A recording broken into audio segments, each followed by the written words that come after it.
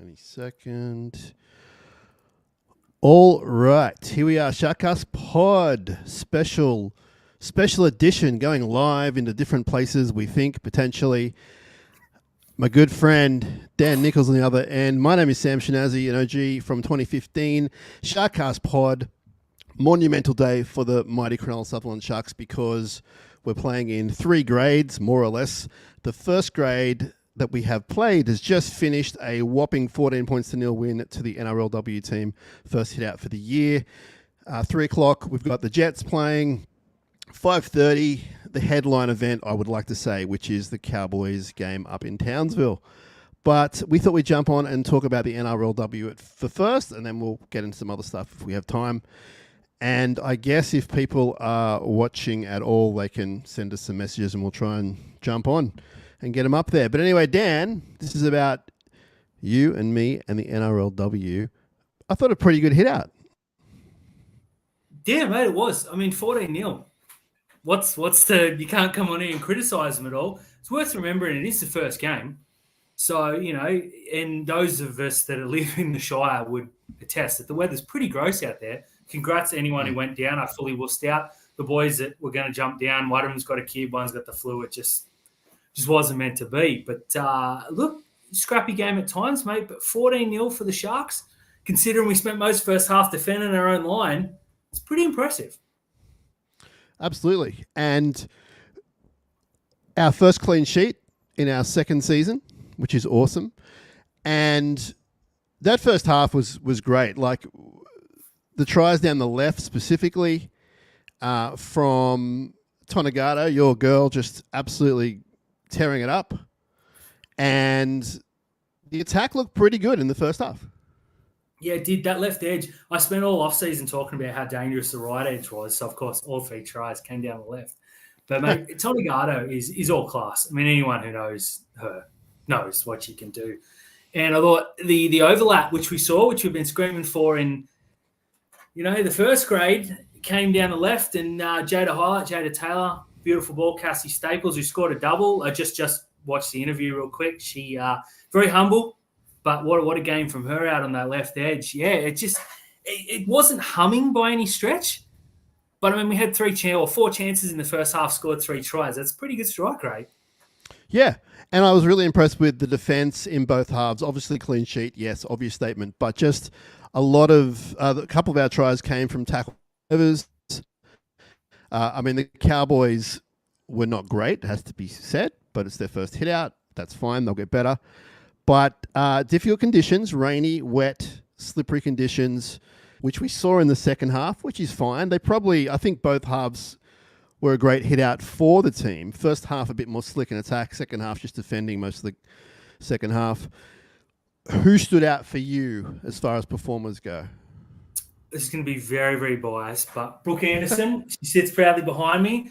40 tackles, might have been 41 by the end. Just ran a backside off. Was utterly fantastic. Tonagato wasn't super involved, but when she did touch the ball, she was all class. Look, Penatani and Anessa Biddle are a cheat code. I am on record saying they're the best, second best centre pairing in the competition. Roosters obviously being number 1. But every time Anessa touched the ball, she was breaking 4 or 5 tackles, and Penatani must have heard me fawning over Biddle and said anything she can do, I can do just as well. So I thought they were the 4. Ellie Johnson, Holly Wheeler controlled the middle. Quincy Dodd, I thought her first stint was good. I knew she was going from dummy half, and I think so did anyone who's ever watched her play football, ever. So I was a bit disappointed that she burrowed through, but I thought she was very good. And I'm a huge Georgia Ravics fan. She probably wasn't the most involved of all time, but once again, I maintain I think she'll be our top try scorer. I thought she was pretty good. And Cassie Staples, obviously, with a double. Very, very impressive. Now, what is this about Preston going to the Bulldogs next year? Is that confirmed? Yeah, she signed for the Bulldogs. I believe she was their inaugural signing. She's a Shark junior from memory, but she played with the Bulldogs New South Wales Cup team. I think she kicked the field goal when they won 1-0 last year or a year before. It would be 2 years ago now. So, unfortunately, she's gone, which hurts. But we saw Georgia Hanaway come on with a couple I think she played 9 minutes all up with Tonagato shifting. 7 superstar. I watched some of the highlights, and it was pretty impressive. I think she's the replacement, but I haven't done a full deep dive yet. Bit of a shame, but go out with a premiership would be a nice way to leave the club. Well, there's such an annoying thing about rugby league in Australia is the transfer market and the fact that we've bought an amazing prop who we're not going to see all year in our colours, and we're losing a halfback who we're going to see in our colours all year. Pros and cons, I get it, and it's not hard to keep up with, but it's just my mind is always racing now going, well, who's our next halfback? Where's the prop going to fit in? Who are we going to lose? Like, it's just one of those. I find it so annoying. It's so, in my opinion, so unprofessional. Yeah, 100%. I mean, we signed one of the best props in the game and got excited. And you're like, okay, but she's going to play all season for Newcastle. And as you said, we've got Taylor Preston, who's going to the Bulldogs next year. They're excited watching her play, as they should be. I am with Caitlin Johnson. But you've got a full season where you're just hoping that Johnson doesn't get injured, and you hope Preston plays lights out football, gets it out of the system, goes to the Bulldogs. So, yeah, it's a difficult situation. And we can relate that to Adam Fanua-Blake absolutely tearing New Zealand apart last night, but then hoping that he's in cotton wool every other moment. So, yeah, it's obviously a situation which exists all throughout the sport in Australia at the very least. What else can you tell me about your thoughts on the NRLW game, Dan? What else impressed you? What do you think we need to improve on in the first hit out? Definitely ball handling. Again, it was raining as the sun comes out now, ironically. It's gonna happen. You see everyone, men's, women's, at any level, the first couple of games is you're getting in. So the Cowboys was a good one to start with. I went in, I was pretty confident, which I don't like to be openly with Cronulla. It's a bit of a superstition when I'm confident we lose. But I said to the boys, Dutchie dropped in, said, what do we got to do today? I said, we got to win this game. We can't lose this game. So 14-0, if you offer me that, you're taking it all day, every day. I was really impressed with the defence, to be honest. Last year we conceded some really weak tries, and when we played the better teams, which are to come, obviously, they sort of ran through us. Didn't see that today, obviously keeping them to 0. And even at the end, when we were 14-0 up and there was that kick, there was scramble, there were 4 of our girls there, and there wasn't a Cowboy in sight. So that showed I was really impressed with the effort. And, I mean, that left edge looked really, really slick. Tonegado, she gets a 2-on-1. She's so quick, and her lateral movement's so good. And they watched Jada Taylor coming from behind. They're like, you got to watch her. She's getting the ball. I thought she was through in that second half when that kick return. And she threw it to Ravix. I'm like, if she held the ball, she'd probably go 60 metres and scores untouched. But that'll come. But, yeah, overall, mate, I like the bench. I think I said this was the best 17 we've named, and I stand by that. The bench is a bit bigger this year. We lost Harada Butler. She played a short stint for the Cowboys, which sucks to lose. But I thought the bench looked big and they looked strong. We didn't lose that impetus when the big girls came off to start, Johnston and Wheeler. So, yeah, I'm really impressed with the squad. And, mate, I could talk all day about how good they were, but I think defensively. I'm glad you mentioned the defense because I probably didn't mention that enough. They really scrambled well throughout the whole game. Even in the first 10 minutes, the Cowboys had a couple of good chances and we shut them down. And then nothing changed throughout that. So very, very good defense. And you're right, it's a difference from last year where we did concede. We conceded fairly easily at certain points in the game. In this game, we're only one game in, but really, really good. Our friend Mitch says this game had a bit of pre-season-y feel to it, but don't mind the errors. It keeps it exciting. Okay, there's a positive look at a negative, which is great from Mitch. Thanks for tuning in. Hello to Jacob as well and our friend Joel. Huge day for the Sharks, Dan, which I know you're more than aware of. And can we please just get your plugs out of the way, so to speak? Who are you and where are you from and what do you do? Mate, I'm everywhere, unfortunately. It's hard to get away from me. Fins Up Podcast, Terry and I, we started to rival the SharkCast, a very serious rivalry, as you can tell right here. Also, Rugby League Outlaws on YouTube, and you can catch us on the Knock On Podcast on Zero Tackle. My videos stream on Zero Tackle. You can't. My big head's just everywhere. I apologise, but not really, because I love the attention. Yeah, no. There's no apologies. It's great that you do all that you do. And you find the time, which is the biggest challenge. That's as a fellow creator. Some people like that word. They don't like that word, whatever. But finding the time is hard. Like right now, I'm juggling 18 things, including a child in the other room, to do this for our lovely audience and for ourselves. You and I love having a chat about the Sharkies, but huge day. Now, you're the biggest Newtown Jet Shark fan that I know. Is my friend Royce Hunt playing for them today?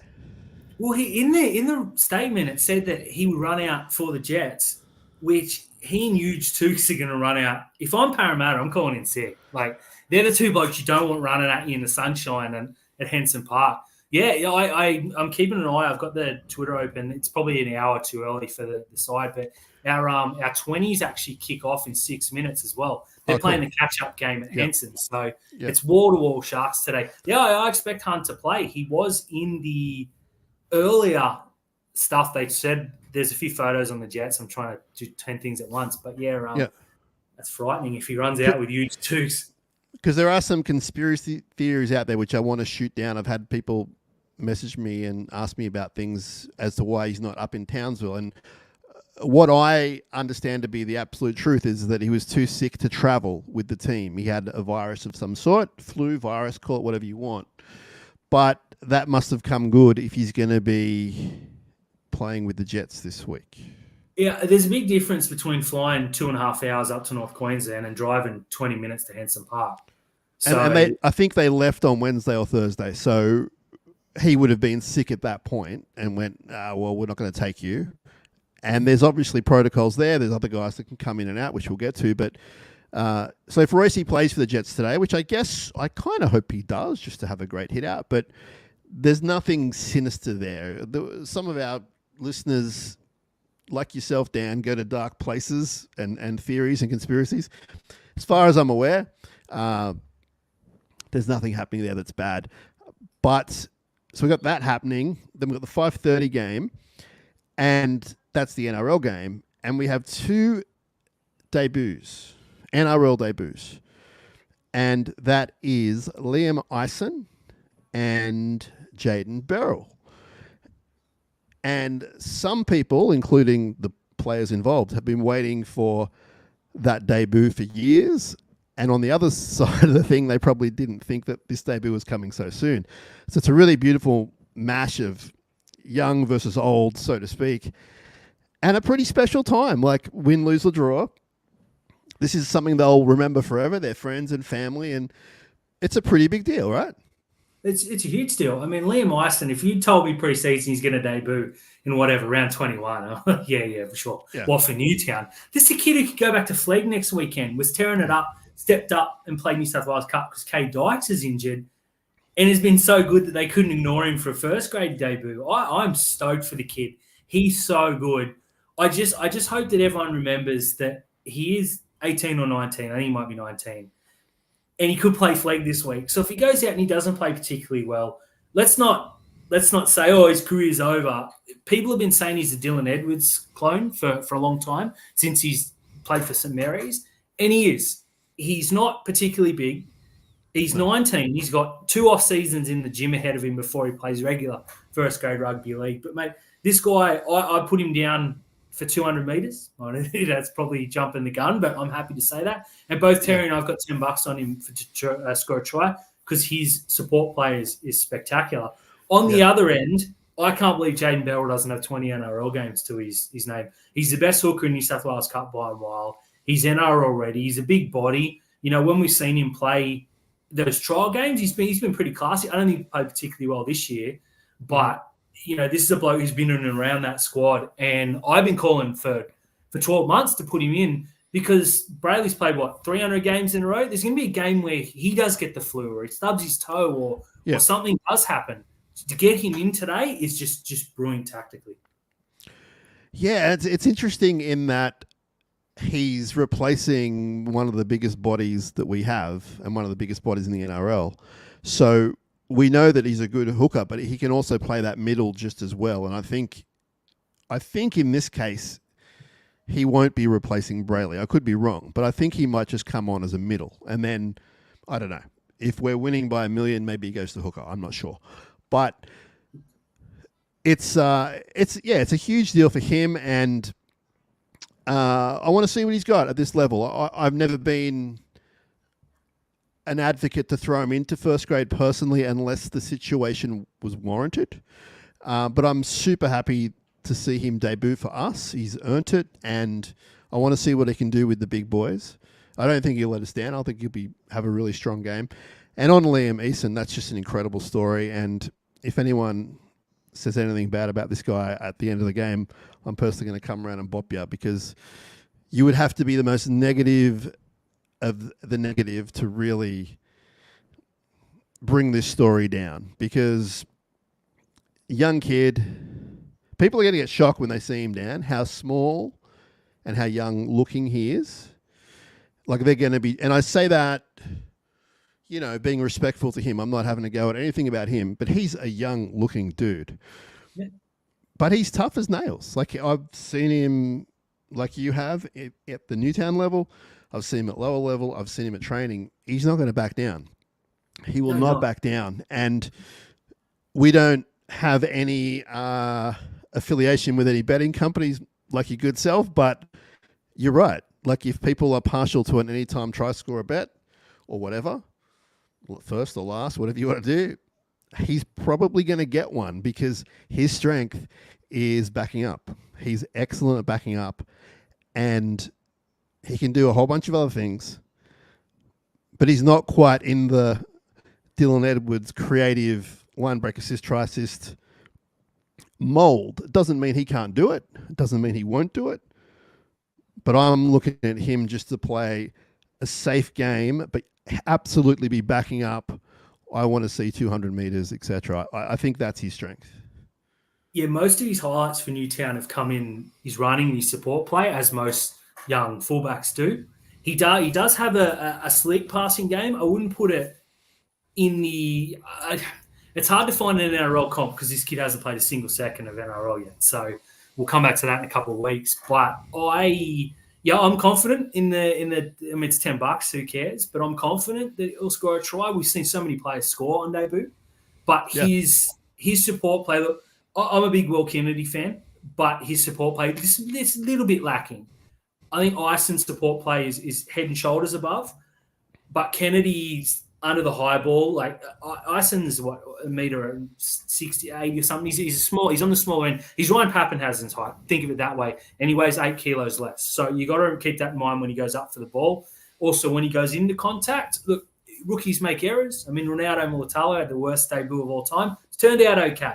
So today you shouldn't build a career on, you know, his debut. But, mate, I'm super excited. He's going to run hard, early and often. I'm putting him down for 200 metres, though. I think it's a given. If someone offered a betting market for that, I'm taking it. But someone probably does. You just need to search. I do need to make an admin announcement. I said hello to Jacob, and we do have a Jacob watching and listening regularly. But I believe that was Ash, Ash the historian, who was saying hello. So hello, Ash. Sorry I got that wrong. And second of all, how do you think Ronaldo feels that now whenever there's a debut mentioned with Cronulla, it's always his debut? It's going to be forevermore.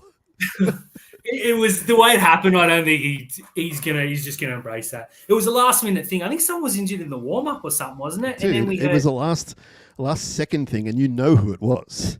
Oh, I've got a little ache. I can't play. I'll take you 800,000 a year, but I can't play, man. Sounds very familiar. Just going back to Beryl real quick, so I want to mention that. Yes. Fitz is named a 4-man bench and used 3 plus a 7 or 8 minute player so many times over the past 2 years. Beryl going in offers something different. Now, we usually have 3 huge boppers and an even huger bopper in huge twos. A little bit different. That's why I've been calling for Colquhoun to come in, because it is something different. If something goes wrong, you've got that. And I think twofold, the other positive is that, look, if something does happen to Brayley, now we can put a player in who's got NRL experience. Be it 5 minutes, be it half an hour, be it 60 minutes, whatever it is. He's got NRL experience now. He's done the week. He's done the debut. The emotion's gone, and he can play football at the top level. Yeah, absolutely. Now, without putting you on the spot, what our bench now is, please? Sorry? Like, do you know what our bench is? I don't have it in front of me. What's our bench? Sif Talakai, Braden Hamlin-Ueli, Toby Rudolph, and Jaden Beryl. Gotcha. That's pretty good. A pretty good bench. I don't mind that. Lots of minutes there too. Now, Fins Up Broadcast is a huge advocate / friend of T.off, as is this podcast. Where do you see Matt currently? I think he's found a bit of form in the last game or two that he's played. He's done his time in Cup. Do you think there's a bright future there? Yeah, look, Toby, I still maintain is in our best 17 comfortably. Mm-hmm. Mm-hmm. I'm a huge look. Colquhoun makes the side for me when fit all the time. Yep. But if Toby's got 50 more games than Colquhoun, so that's probably where it edges him there. Look, his game against the Dogs was diabolical, right? And I was calling for him to be dropped, which he did. He knows that. He came out and said he knows he cost the team and he's going to make up for it. That is huge because I've seen bigger name players than Toby go, shut up, everyone. You know what I'm talking about. You can't do better and play that. Toby's like, I made an error. Went back to New South Wales Cup, absolutely dominated that. We were there that day. He and Ueli were two of the three best players, the other being Colquhoun by a long way on the park. And then he's come back in and he's run his backside off. He looks fitter. He's not getting the minutes that he did when he was starting. I maintain he's better off the bench. So, yeah, I'm more than happy to see him there. If Jack Williams is fit, there's probably a discussion, but I'm still leaning towards Toby just. Okay. Now, we know that we do have some lagging on our video from time to time. It's just something we're dealing with and we're going to get through it. But, Dan, am I going to see you this afternoon or are you not sure what's going on in your life? Potentially. Depends if the Jets get up. I may be there to celebrate, mate. They kick off at 3. Okay. Anyone who wants to watch NRL SW, go on my Twitter at Southern Dan. I'll tweet the link. You can jump on. There's a free trial if you want to watch the Jets. Beer Footy Foods. There's going to be literally 9,000 people there today, so that'll be fun. But yeah, mate. If Richie and Jimmy are watching, I think we might head down. And Terry, if you've jumped on as well, mate, I'm thinking we might head down and for the watch along.